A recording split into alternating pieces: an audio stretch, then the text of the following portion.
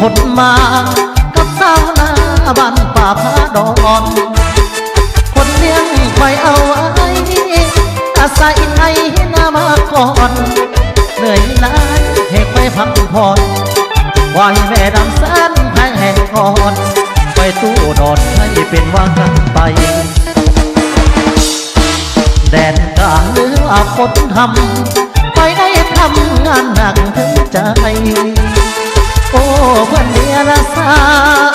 แก่งานแก่ขาดแก่ไทยคงนั้น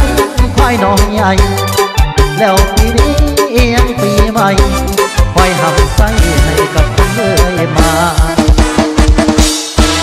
บัดนี้คนมีรถไทยบ่ได้ยินเสียงไหล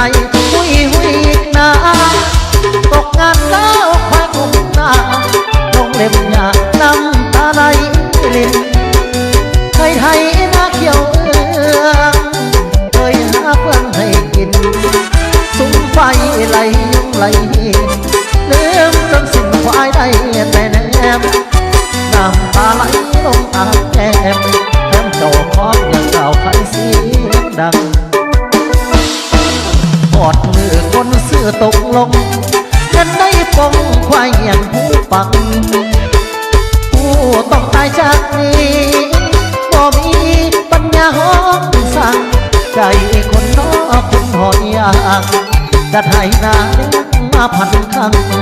แต่ยาวันก็ยังสีกว่า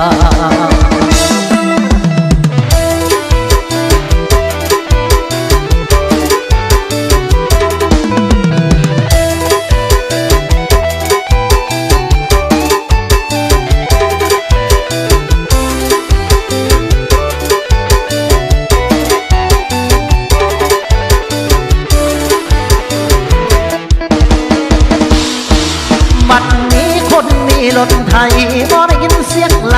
หุยหุยนาตกงานแล้วควายคงหน้าลงเล็บหยาน้ำตาไหลลินเคยไทยนาเขียวเคยหาเพื่อนให้กินสุมไฟไหลยุ่งไหลลืมจนสิ้นควายได้แต่แนมน้ำตาไหลลงอาบแก้มแถมเจ้าของอย่างเก่าใครเสียดังหอดมือคนเสื้อตกลงเงินได้ปงควายอย่างผู้ฟังผู้ต้องตายจากนี้บ่มีปัญญาหอสั่งใจคนนอกคนหอยยางจะไทยนาเลี้ยงมาพันครั้งแต่อย่าหวังจะยัง